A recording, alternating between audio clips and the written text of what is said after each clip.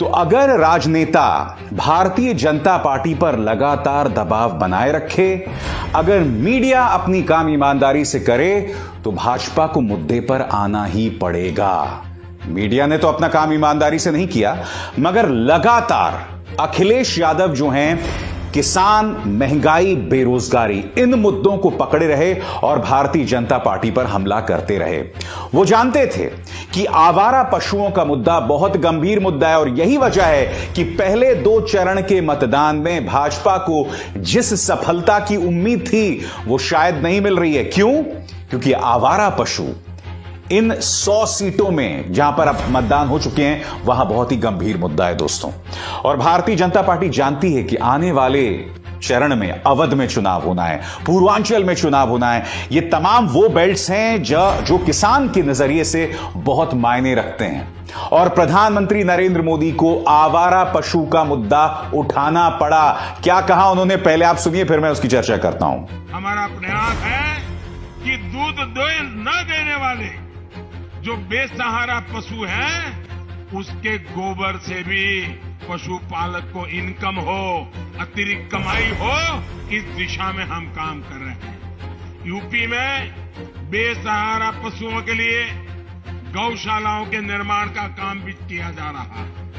10 मार्च को दोबारा सरकार बनने के बाद ऐसे कार्यों को और गति दी जाएगी ताकि बेसहारा पशुओं से होने वाली परेशानी कम हो। आपका जो संकट है उसको हम दूर कर पाए, ये हम चिंता करते हैं। प्रधानमंत्री, मैं आपसे एक बात पूछना चाहता हूं। आप कह रहे हैं कि जो आवारा गाय है या जो पशु है, उसके गोबर से हम कमाल करेंगे। आपकी सरकार 5 साल से थी, किसने रोका है आपको? केंद्र में आपकी सरकार 7 साल से थी। ये जो अभी तमाम बातें अब आप कर रहे हैं 5 साल बाद, ये आपको किसने रोका था पिछले 5 सालों में? गौशाला की बात 5 साल से, खासकर वो पॉलिटिकल पार्टी जो गाय के नाम पर सियासत करती है। आपको याद है, संबित पात्रा ने तो यह तक कह दिया था कि गाय का जो गोबर है ना, वो कोहिनूर से भी ज्यादा कीमती है। याद है आपको? वो उनका स्टाइल है बोलने का, मैं ऐसे नहीं बोलता हूं। तो कहने का अर्थ यह है कि भाई गाय पर तो आप इतनी सियासत करते हैं, अब 5 साल बाद आप इस मुद्दे को उठा रहे हैं। तो मैं आपको बताता हूं ये मुद्दा क्यों उठाया जा रहा है। ये मुद्दा इसलिए उठाया जा रहा है दोस्तों, क्योंकि अखिलेश यादव मुद्दे पर उनकी नब्ज को पकड़े हुए हैं, उनकी कमजोर रग को पकड़े हुए हैं। आज भी उन्होंने फिर किसान का मुद्दा उठाया दोस्तों और कहा कि इन्होंने 3 कृषि कानून सिर्फ इसलिए वापस लिए क्योंकि इनको हार दिखाई दे रही थी। पंजाब के किसानों की तारीफ की अखिलेश यादव ने और कहा कि ये लोग 700 बार उठक बैठक भी कर लें, तब भी इन्हें माफ मत कीजिएगा। सुनिए अखिलेश यादव ने क्या कहा। और ये काले कानून किसान के सम्मान में नहीं हुए हैं। ये जानते थे कि उत्तर प्रदेश और पंजाब में इनका सफाया हो जाएगा, इसलिए इन्होंने 3 काले कानून वापस लिए हैं। मैं तो कहना चाहता हूं कि ये भारतीय जनता पार्टी के लोग और भारतीय जनता पार्टी के प्रत्याशी अगर कान पकड़ करके भी 700 बार उठक बैठक लगाएंगे, तब भी ये किसान इन भारतीय जनता पार्टी को माफ करने वाले नहीं हैं। बताओ किसान भाइयों, माफ कर दोगे? मुझे खुशी है उस बात की।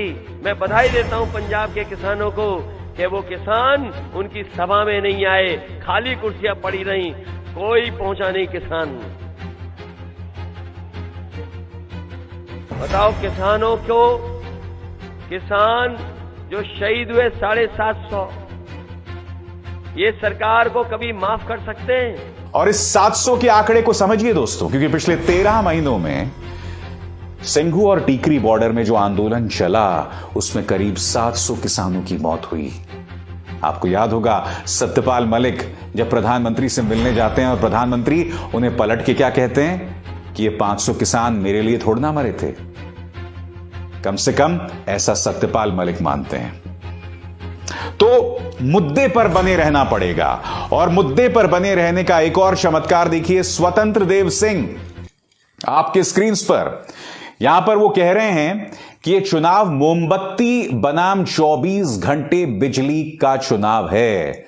बिल्कुल सही कह रहे हैं आप स्वतंत्र देव सिंह, मुद्दे पर बने रहिए। अगर आपको लगता है कि आदित्यनाथ सरकार ने 24 घंटे बिजली दी है राज्य को, तो यकीनन आपको जीत हासिल होगी। मुद्दे पर रहिए। यह जिन्ना बुन्ना टुन्ना, इससे कोई फायदा नहीं होने वाला है। इससे सिर्फ और सिर्फ देश को बांटा जाएगा और सिर्फ कड़वाहट पैदा होगी।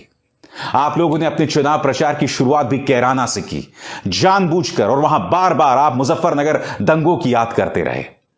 जी हां, और एक और जो बौखलाहट की वजह है वो ये है दोस्तों, क्योंकि अखिलेश यादव में जो इस वक्त आत्मविश्वास दिखाई दे रहा है वो भारतीय जनता पार्टी के समझ के परे है। बीजेपी पूरी कोशिश कर रही है कि किसी तरह से उनके हौसलों को पस्त किया जाए, और उसी के चलते उनके परिवार पर भी हमला किया जा रहा है। यह तस्वीर देखिए।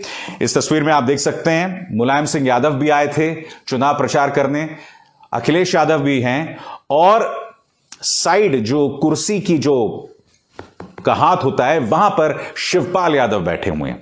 अब इस तस्वीर को लेकर स्वतंत्र देव सिंह और मुख्यमंत्री आदित्यनाथ ने हमला किया है कि देखो शिवपाल यादव की क्या दुर्गति हो गई है। पलट के जवाब शिवपाल यादव ने इस पर दिया है। आपकी स्क्रीन पर शिवपाल यादव का बयान। उन्होंने कहा कि यह भारतीय जनता पार्टी की बौखलाहट है और कुछ नहीं। दोस्तों, मैं आपको बतलाना चाहूंगा, जैसे आप किसी के परिवार पर हमला करना शुरू करते हैं तब मानो आप तर्क हार गए, तब आप बहस हार चुके हैं।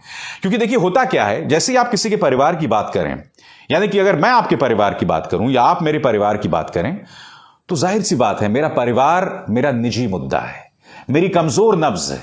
और जैसे ही आप मेरे परिवार पर हमला करते हैं तो जाहिर सी बात है व्यक्ति बौखला जाता है।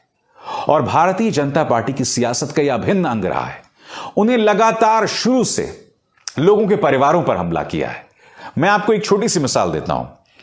आपको याद होगा अशोक लवासा चुनाव आयुक्त, ये वो चुनाव आयुक्त थे जिन्होंने 2019 में जब भी प्रधानमंत्री अमित शाह किसी तरह का दिशा निर्देश का उल्लंघन करते थे तो वो कड़े बयान दिया करते थे। नतीजा क्या हुआ? पहले तो उनके फोन की जासूसी पेगासस के जरिए करवाई गई।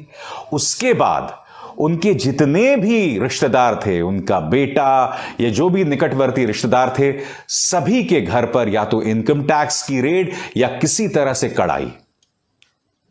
क्योंकि वो जानते हैं कि आप व्यक्ति को नहीं हरा सकते तो उसके परिवार पर हमला करो। और मैं भी इस बात को बखूबी समझता हूं। बहरहाल अखिलेश यादव का प्रचार जो है जोरों पर है, और उन्होंने जो बयान दिया है वो बहुत दिलचस्प है।